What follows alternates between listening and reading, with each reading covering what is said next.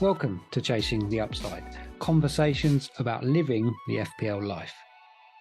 Today I welcome FPL enthusiast and co-host of Who Got the Assist, Sam Price. We have a brilliant chat about how he decides on those 50-50 calls in the game, life skills that FPL has taught Sam, and the best piece of FPL advice he has ever been given. FPL expert and co-host of Who Got the Assist, Sam Price. Welcome to Chasing the Upside. How are you? Yeah, I'm good, thank you very much. I wouldn't normally call myself an expert. I hate that term because it gives me so much pressure. I'm definitely not an expert. I'm an enthusiast, I would say. But yeah, very well, thank you. How are you? I'm really well, thank you. Yeah. So an enthusiast, that's interesting. Yeah, I know. I mean, the term expert is a bit problematic, isn't it? Hmm. Whether it's FPL or anything really. So we'll go enthusiast. Yeah, we'll kick off with that. So let's start with when you first became really enthusiastic, I suppose, about FPL. Well, what is your FPL origin story? Where do we begin? So we probably begin around about college. I can't remember whether it was last year of secondary school or first year of college, but it was certainly this particular group of friends that I went to college with. We started playing in a mini league, as you do, didn't take it very seriously at all. But the first couple of seasons that we were playing in that mini league, I happened to win the first couple. So it started becoming a little bit of a game to them to try and beat me. And because of that, I started getting quite competitive about it. I took it as a matter of pride. So therefore, I started upping my game a little bit, taking it much more seriously, to the point where most weeks, if I wasn't ahead of them, I would get abused by them. And by the end of the season, I needed to make sure that I was ahead of them. Otherwise, it would just be relentless abuse for the rest of the year. So that's where it started. And then it sort of grew through university. Obviously, much wider pool of FPL players at university because it's a bigger place to go to. I was in the university football team, so obviously there were leagues and things in that, and started taking it more and more seriously sort of gradually through my time there, to the point where I think I found Fantasy Football Scout around 6-7 years ago now. Probably slightly more than that now. And then FPL Twitter came off the back of that probably 4 or 5 years ago. And here we are. Yeah, FPL Pricey was created on Twitter. And since then, I've worked for Playmaker, which was a fantasy football app, and now I'm on Who Got the Assist with Tom. So yeah, it's been quite the journey since those college days, but I've enjoyed most of it. Not so much the recent string of red arrows, but in general, I'm really enjoying it. Okay, well, we'll absolutely come to how we can enjoy the game even on red arrows, which is something Mhm. I think that if you can kind of nail that, um, I think you're onto a winner, aren't you? If you can sort of get some separation between how the week's gone, and no matter what happens, enjoy the game. I think you're in a good position to really kind of long term engage with it, because I think if you get yourself too attached to a green or red arrow of a Sunday night or Monday, if there's Monday night football, it can be really difficult, can't it? Yeah, absolutely. And I think that's quite a barrier to taking FPL seriously for a lot of people. So even in friends group leagues at the moment, I've got a group of friends that first 3 or 4 weeks of the season, they will take it quite seriously. But as soon as they start getting a little a bad patch of form, for instance, they'll probably just drop out of the game because they're not finding it enjoyable. So I think to start with, that's actually the barrier to entry for a lot of people, because they want to just see their team doing well. It demotivates them when they're not, and therefore they drop out of the game. So a big part of playing FPL, I think, is having that temperament to just ride those waves and know that not every week the variance, as a lot of people like to call it in the community, will go your way. You need to ride those out, and over 38 games, over a 38 game week season, much like a Premier League club would think about it, you've got to think about your side in a similar way, that you're going to lose every now and then, but as long as you win more than you are losing, you're probably on the right trajectory. So I think it's a question of how you ride those waves and how you mentally sort of put it in a box, set it aside, and not let it hamper you day in and day out. And I think the more I've gotten involved in the community and the more I've gotten involved in FPL over the last 5 or 6 years, it has become more and more difficult because it's a bigger part of my life. But still, at the end of the day, football is a game. I'm not one of the players getting paid hundreds of thousands of pounds to play it. I'm doing this basically for free. And if I can't enjoy it, even when there is a red arrow, if I can't just laugh at myself because of the bad luck I'm having, then it's not a game that I should be playing in the first place. So I try to just take the little wins and ride the storm when it's not going so well, which certainly isn't at the moment. But half the fun of it is coming back from a bad rank and trying to get a bit of a story behind you in any given season. So one of the most proud moments was coming back from, I think, 4 or 5 million, maybe 4 or 5 years ago as well now, at around Christmas, to reaching the top 100k. And that was probably the first season I took it really, really seriously. And I've always hung on to that story. So there's nothing against a bad start. I almost quite enjoy the challenge of reaching those high ranks despite having some bad weeks to begin with. That's an interesting thing. Firstly, that gives me great comfort considering this season. But yeah, I wonder. So that season that you spoke about, like that, you obviously remember that fondly because of that. Well, the grind and the how much you achieved in that season, considering where you were. You obviously made good decisions and you sort of saw it through to the end, which was gratifying and everything. How does that how did that season differ in terms of your decision processes, compared to a season that you got off to a flyer? So just say your season gets off to a really good start, you're in the top, 50k at the very start. Are you more, not negative, but are you slightly more conservative because you feel like you got to protect your rank? Because if you're 4 or 5 million, you're kind of on a free roll. Like if you if you finish 5 million, you might as well finish 8 million, really. So yeah, can you take us through the I suppose the decision processes if you're doing really well or you're doing really well? If you're doing really badly or you're doing really well. Yeah, absolutely. And that actually has happened in the last few seasons as well. So that example I just mentioned is directly opposed to what's happened probably in the last 2 seasons. I think both of those, I started off, got really high rank to begin with and just had to hold on to it. And I think it's easy to say that it doesn't come into it. And I wish I could honestly reply and say, I don't change my thinking and I don't change my thought processes. But I think realistically, it probably does, in the back of your mind, subconsciously maybe, slightly affect the types of decisions you make. You start looking at the ownership of players. You start looking at where the crowd is going and what the people directly behind you might be doing to try and catch you up. And especially in the last few game weeks, you're looking at maybe blocking those moves, especially if you're in a mini league and a player's 20 odd points behind you. You probably have a look at their team, think, well, what are they doing this week? What if I was them, what would I do? And try and preempt that and block that move off by getting the same player or by getting a player that you think can match their points.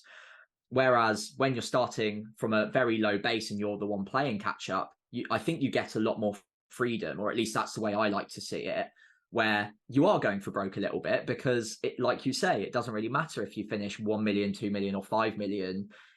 It's still a 7-figure rank at the end of the day, and no one's going to remember you for those, or you won't remember that season for that reason. What you would remember is if you were able to bet big on a player that maybe is unfancied or you're taking a huge punt on, and it coming off. That's something to hang your hat on that season. Even if you don't get to that top rank at the end, you can at least say, well, I gave it my best shot. And especially again, when I come to the back 5 or back 10 game weeks, if I'm 50 points behind, it becomes a bit of a game to me. Can I make up that ground in 5 or 10 game weeks? And then looking at effective ownership, as we all like to do now as FPL managers, the players with the highest effective ownership, if I have them in my side, I'm not going to make up those 50 points in a couple of game weeks. Whereas if you're playing for those 50 points, you're going to be looking at those differentials to try and hopefully back against or bank on the fact that those high-owned players are going to underperform a little bit, and maybe I can catch them up by going a little bit different from the crowd. So I think it does differ, and I think you're a bit more aggressive with your moves if you're lower ranked going into the second half of the season. But one thing I would probably asterisk it with is, at this point we're still early, and I'm 2 million odd at the moment. I'm not going to be making moves because I'm chasing at this point. I think if it's 100 plus points away from where I want to be going into the second half of the season, that's when I start thinking maybe in a slightly different way. But as it stands right now, honestly, if you're top million going into the second half of the season, I think you're doing absolutely fine, and then you just sort of ride the wave from there. But for the time being, I think top couple of million, I understand the frustration. I'm a little bit frustrated as well, because it's not nice to see a 7-figure rank at this point, but it is still early days, and there are a lot of players that will drop out of the game. A lot of chips have been played in the top 100, 200k right now, and you will start overtaking those players over time just by playing logical moves. Even with well-owned players, naturally you will start chipping away at those scores if you're picking the players that score the most points. Yeah, wise words. I do like the sort of structure of taking stock at Christmas, and if you've got to really, gain over 100 points, that's when you start making your moves. Yeah, it's difficult, isn't it? Especially with the way the season's gone at the moment. But what do you think? So, considering how long if you have been playing, I know at the very start you were saying it was more mini leagues. That's exactly how I started, actually. Just playing with mates, and if you won that league, I mean, I didn't even know what like rank was at that point. Yeah. It was just about beating your mates and having a curry at the end of the season. But what now brings you back season after season after season? Where do you get that enjoyment from? I'm just so competitive. I want to beat my last rank first and foremost. So each season I want to beat my best. And then also there's this elusive sort of top 10k that the community heralds now.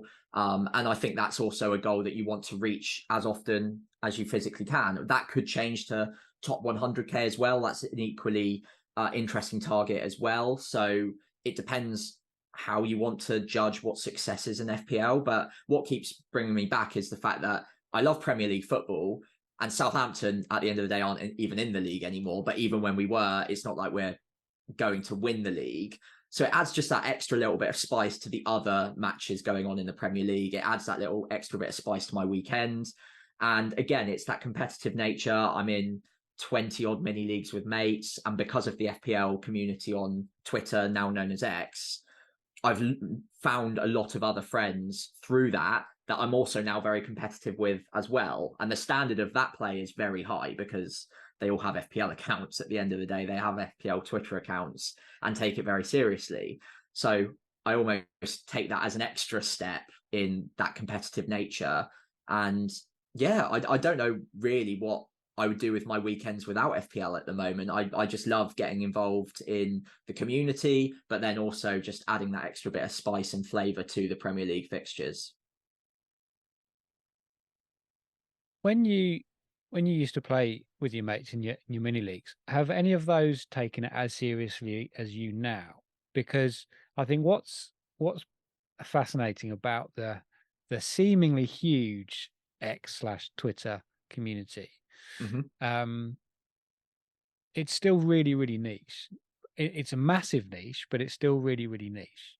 Um, and I think people that don't realize it exists are fascinated and interested to know that this kind of community, you know, does put so much time into it that essentially is a fantasy game. So what do your mates think if they obviously they know you take it really, really seriously? I'm always fascinated about that. Yeah, that how those conversations go about how seriously you take it. Yeah, so I mean, most of them are very accepting of it. I've told them all that I've got a YouTube account. To start with, I didn't, Okay. but eventually the cat's out the bag. You have to admit it to them one day.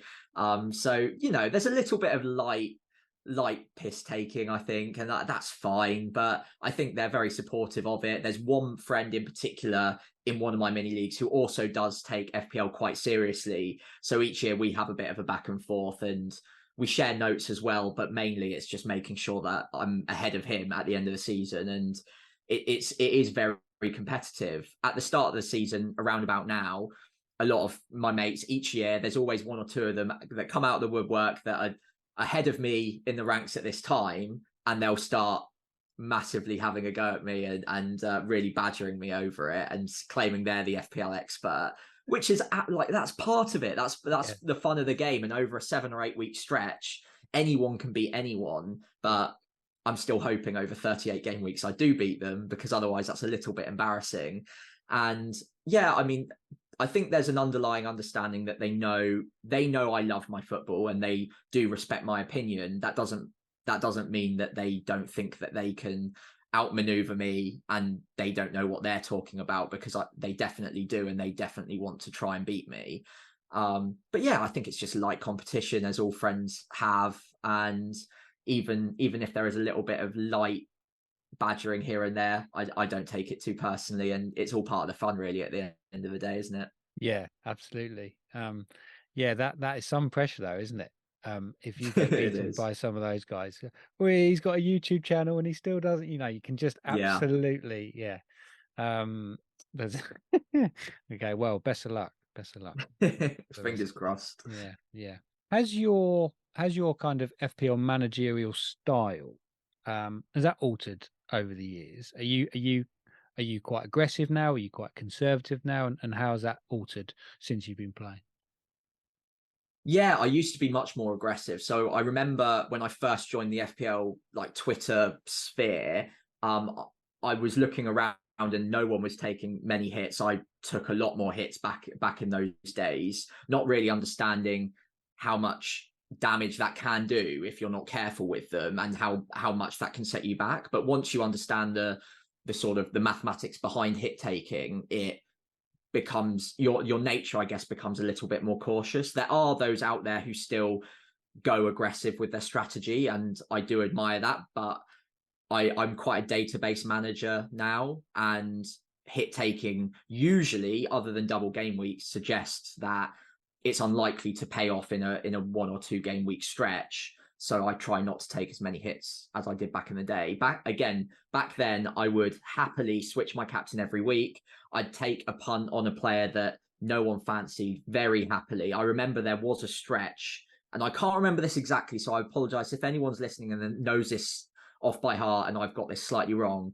But I seem to remember a stretch around the time I was at college where week after week, I bought a player, captained them. I think it was Bale in the first week, and then Sanchez, and then Walcott. So Alexis Sanchez, then Walcott. And I think I captained them in each week after week, and then sold them the following week, and they all got hat tricks. I'm pretty sure that happened. And if it wasn't hat tricks, it was definitely a haul each. And I can't remember which order it was in, but that's one of my favorite memories. I've got another one that I'll come onto when we get to that question.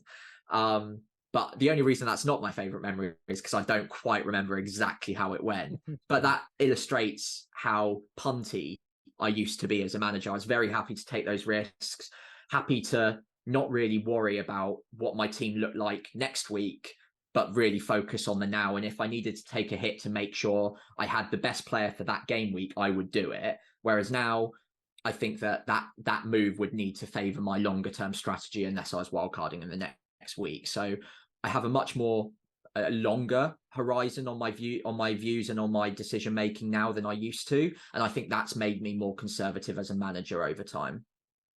Have you seen the difference in the ranks? Yes, Okay, definitely. okay. I've never had a rank of 7 figures before, so it's always been top million. And I think the worst rank I've ever had back in my college days was probably 500k, maybe 600k. And though that was back when I was taking a lot more hits, whereas now I think it's 4 or 5 top 100ks in a row now. Where since I've started taking it more seriously and probably being more conservative. So if you look at the difference in the average rank, it's definitely gone up, and I'm more regularly getting those top 100k finishes now. And I do credit that partially to not necessarily being conservative, but taking a longer term view in my decision making. I was speaking to Adam from Above Average, and we were talking about game ranks, and he said something that really interested me. He said along the lines of, if if we were to take, 5 to 10 years of your game rank, he would much rather something stupidly high like a top 100 or top 50 or even win it, of course, and then the rest be in the millions because, who really wants to go after top 100, top 100, top 100K, top 100K? And that got me thinking, what kind of would I prefer? So I'm going to sort of talk to you about it.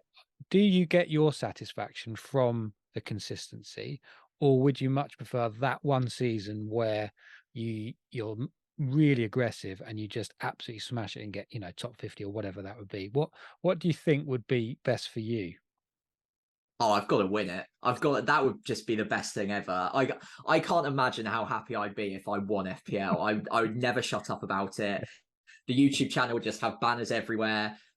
Yeah, I would definitely take that. And Adam is a great guy. I completely agree with his viewpoint on that as well.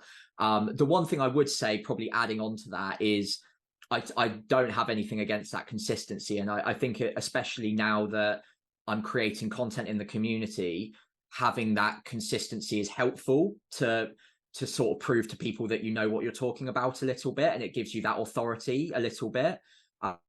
Not to say that anyone should listen to what I'm saying, because you should have your own views and you should have your own opinions on things. But if someone was to listen to my advice, then knowing that I've got consistently high ranks, that puts me, as you mentioned at the start, some people would call it maybe an expert. I prefer not that tag, mainly because it adds that pressure, and it's a game at the end of the day. You don't need to be an expert to play FPL.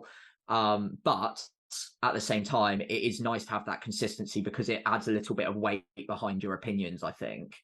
So yeah, I mean, I think out of the two, no question, I'd take a first place and then several 1 million plus ranks all day long.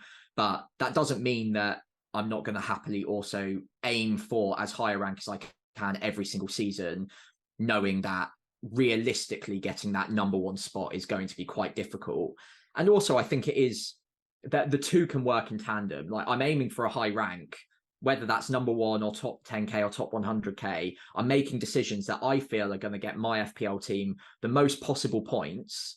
And like I said at the start of the pod, I think, if I was in a position where I thought realistically I could have a punt at the top 10 in the world or first place in the world, I might start making more risky decisions because I knew that I'm chasing that goal.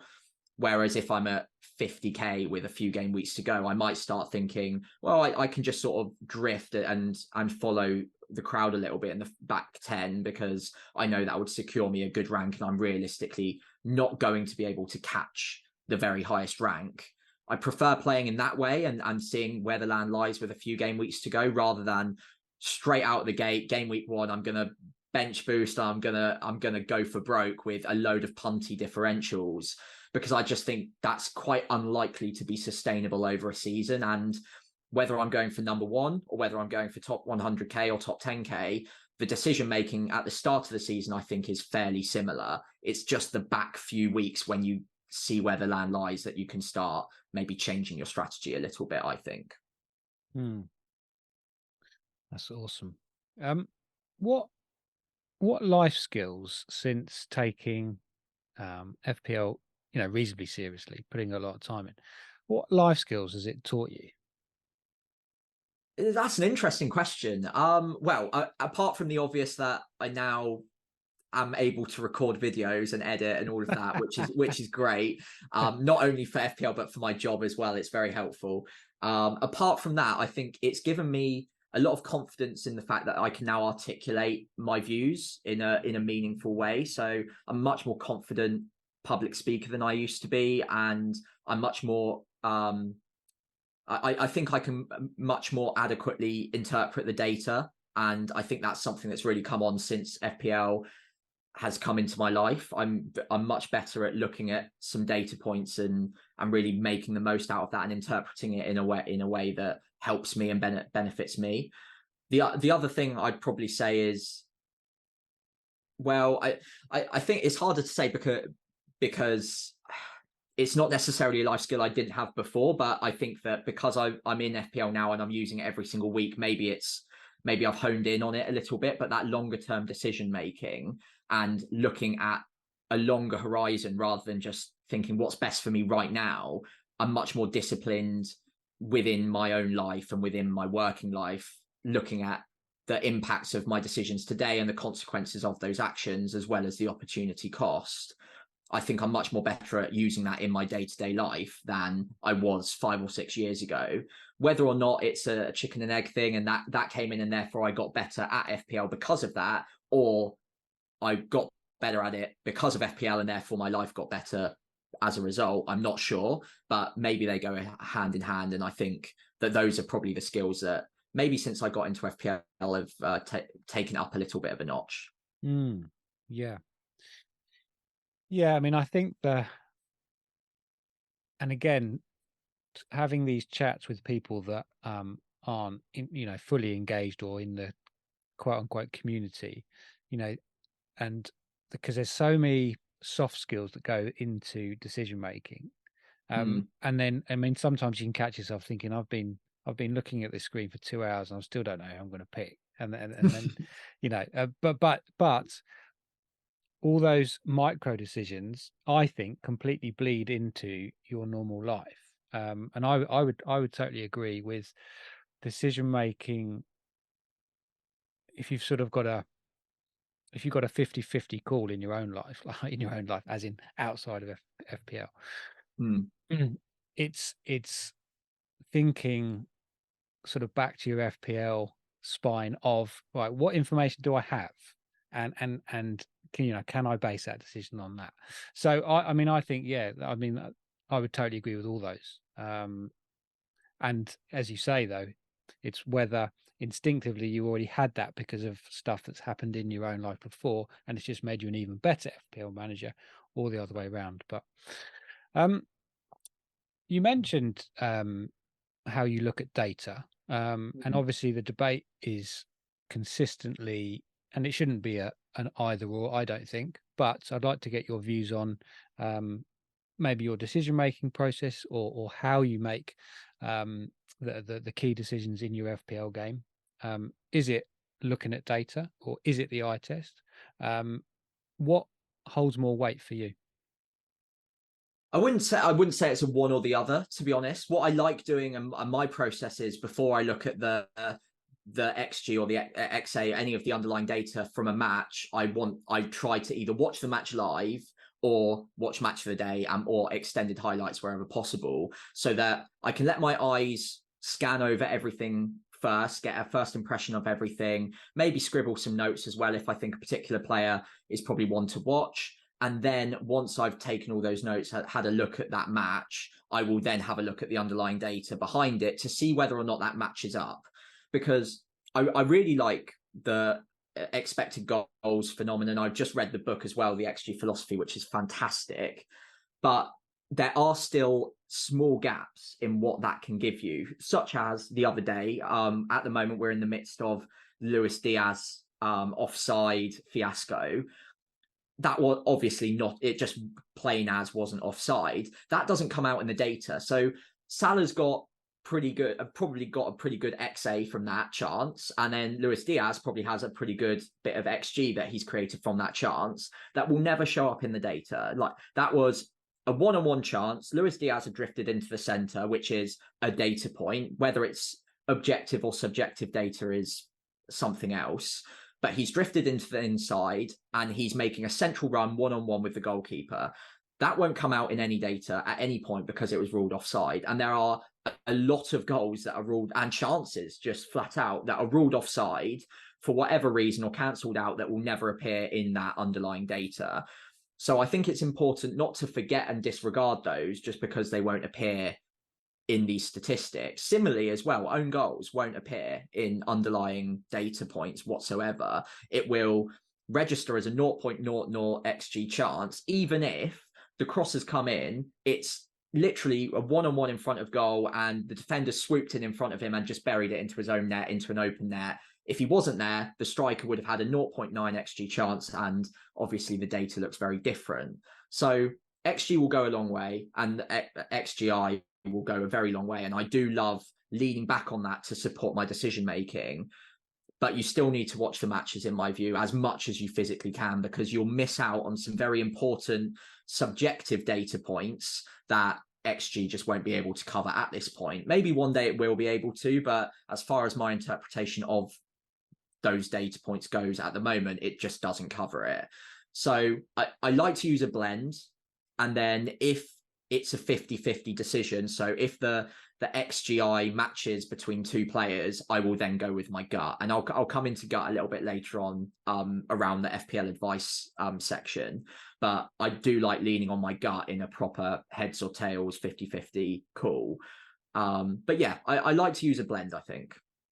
Oh, I like that. I like that process that you go all the way along and then it's 50-50 and then you rely on your gut, because I think the best moments, I think, in FPL, and I haven't been playing, as I said, I started with the Sun Dream Team in mini leagues, so I haven't really been playing FPL that long, but I know that throughout all the years of doing that and sort of taking it seriously now, the best moments are when you've gone through your process and then you nail it, whatever that process is.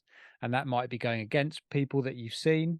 And it's not about, you being right and everybody else being wrong, but it's just that you followed your process and what you have forecast came true. And obviously the end result is points. So yeah, I love that end point of, right, well, if it's all even, I'm just going to go with my gut. And obviously that gut comes from the eye test and your sort of instinctive knowledge of the game anyway, which comes from years of experience, I suppose.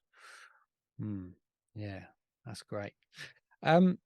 So we're nearly coming to the final two questions, Sam, but thank you so much for taking the time out on a Thursday afternoon. My pleasure.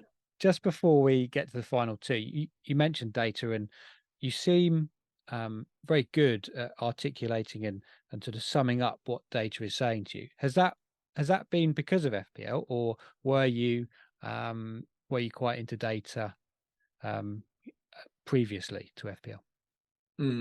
Yeah, I suppose I was always a little bit of a nerdy kid, to be fair. So I've always enjoyed my mathematics. So even back at school and college, yeah, I was definitely very much into the numbers behind the game and the numbers behind basically any sport, to be honest. I love the combination of sport and data. So Moneyball, for instance, is my favorite movie. And that probably sums me up as an FPL manager, to be honest. As with probably a lot of FPL managers, I expect if you gave out a poll of what's your favorite movie to 100 FPL managers, Moneyball would probably top the list. But anyway, that's by the by. I think I've always had an interest in the data behind events, whether they be sporting or not, and that helps me interpret what I'm seeing with my own eyes. It's important not to forget what you're seeing with your own eyes, but the data can quite help you comprehend what's going on in front of you at times. And even without FPL, I would still be interested in it.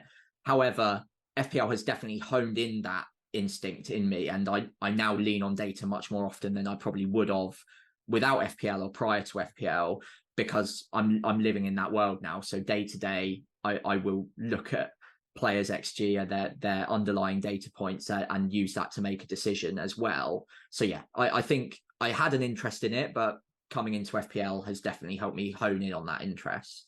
Okay. I'm going to be really cheeky, so if you don't want to answer, that's no problem, because I know time is against this in some ways. But it's something you mentioned well earlier, and in the chat, I thought I must come back to that, and I totally forgot, and now it's just coming to my head. So you mentioned Southampton. Now, when we're recording this, they're in the Championship at the moment, so FPL and Southampton don't really mix. A question is, does that improve your FPL experience? Because I'm a Newcastle fan and I will always put Newcastle above my FPL team. That's fine. However, it still sometimes does take the edge off. For instance, a Sheffield United game where we completely smashed them 8-0, I didn't have a single Newcastle back line. So it's like, I was really, on the one hand, I was really happy. And on the other hand, it's like, oh, everybody's smashing this. But obviously if Southampton aren't in the league, you don't have that conflict. So how is that? How is that with Southampton being the championship and you still playing FPL? Yeah, I actually enjoy it more as it Okay. stands. I think because Southampton were the team getting smashed when we were last in the league. So we're very used to a 9-0, as I'm sure everyone's aware, and just large score lines. I remember very clearly going into work the day before Jamie Vardy banged in, well, quite a few of those 9 goals against us on a Friday evening. And I came into the office, a few people in that office also played FPL. I was like, I'm buying Jamie Vardy this week and I'm captaining him because I've got no hope of Southampton doing well today and he'll exploit our high line. And literally minutes in, it was clear that that was going to pay off. So that was a little bit of an interesting conflict of interests that day.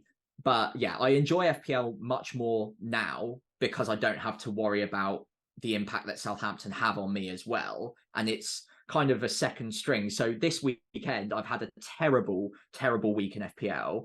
Whereas Southampton won. We've won 2 on the bounce now. So I was really happy about that. Despite all of the woes in FPL, Southampton, outside of the world of FPL, gave me some joy. And I quite like that.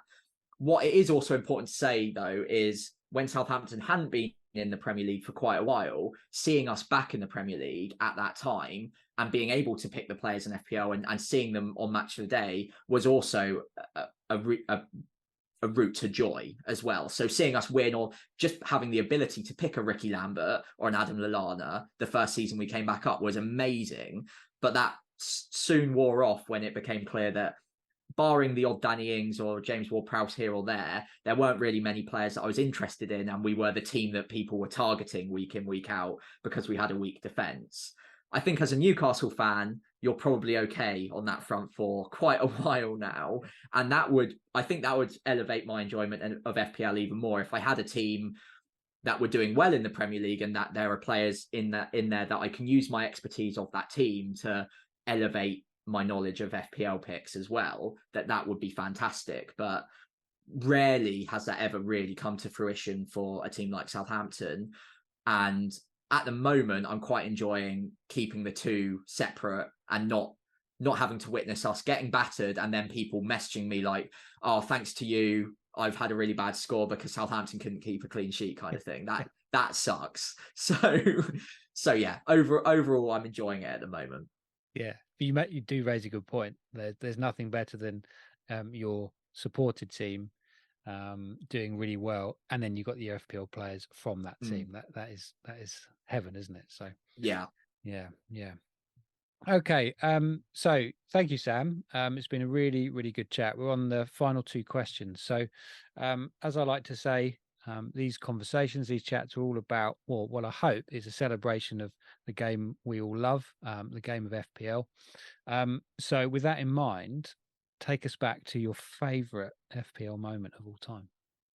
So I've mentioned a couple on this pod already, but my favorite one that came to mind that I can remember much more clearly than the other ones I've mentioned it was 2 seasons ago. It was the infamous, I think it was either game week 8 or game week 9, when it was a straight shot between Salah captain or Havertz captain for a lot of people, when Chelsea went up against Norwich.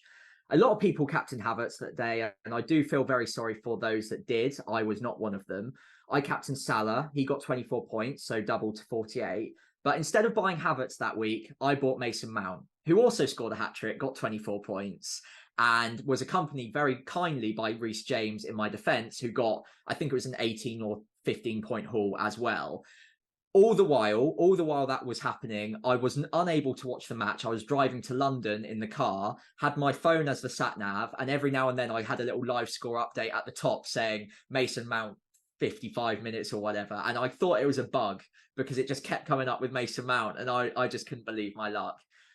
So anyway, pulled over at a service station, just made sure that I wasn't just seeing things, and saw these massive scores in my FPL team. So that was a very, very fun day. The other one I just wanted to give a shout out to was FPL meets, which isn't necessarily a one specific FPL memory, but they're always great fun. And I highly advise anyone listening to this to go along to one in London if or wherever else they're going on, if you ever get the chance.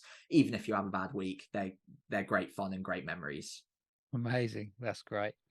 I love I love the thought of you thinking there's a bug on your phone. Yeah. Mason Mount, Mason Mount, Mason Mount. Did you stop at the service station just to do that, or did you have to get petrol? No, I just stopped to do that. I love Yeah. it. I I love it. had my girlfriend in the car as well, so I was like, but it just kept coming up, and I didn't trust what was going on my phone. So I was like, right, I'm pulling over. We'll get a snack, and I'll just make sure that what I'm seeing is correct. Yeah, she wasn't too happy about that, I don't think, but Oh, I can imagine. it's I'll be fine. pissed off. Brilliant. Okay, so finally to take us home, your favorite ever, or your favorite piece of FPL advice you've ever been given. So it's not, I'm kind of cheating here because it's not really advice that I was necessarily given by a specific person, but I read a book. I can't remember how long ago now or what the book was, but I found this really, really interesting, and it's definitely served me well over the last few seasons. So basically, there's scientific evidence behind what we would call our gut.